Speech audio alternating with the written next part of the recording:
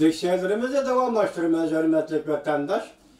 Bugünkü İslam 2019 yıl 3. ayının 18. günü. Haftaga Düşenbe. Leksiyanın devamı. Uyghur Cungo Devletlik Enerjiya İdaresi'nin sabık idare başlığı.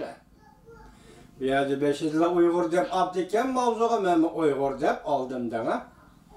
Uyghur Cungo Devletlik Enerjiya İdaresi'nin sabık idare başlığı Nur Bekri işkerelisten teylip gitti. Mavzulu haber 3. ayının 17. günü Amerika avazının Xitay tili programı ilan kılın.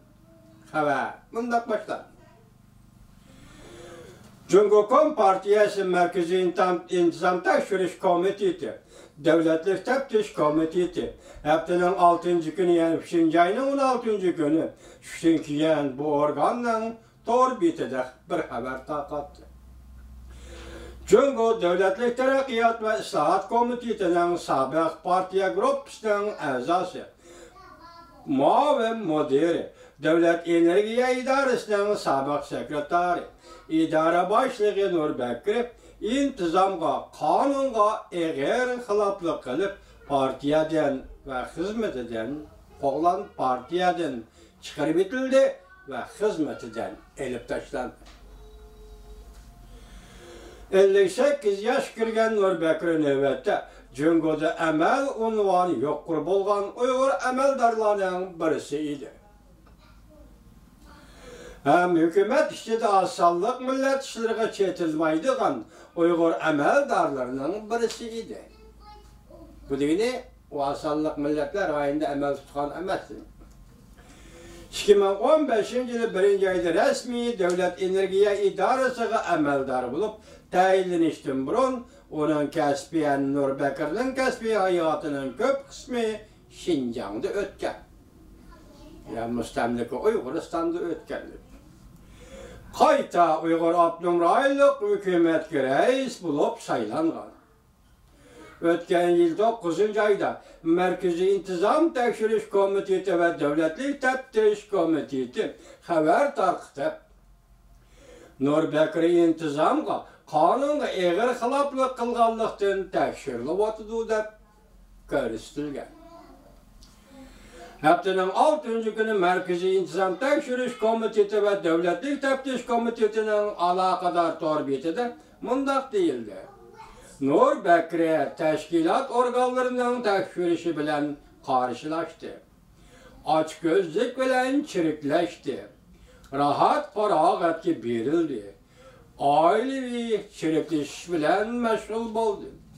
Hizmeteden paydalanıp başkalar hizmet almak durup ben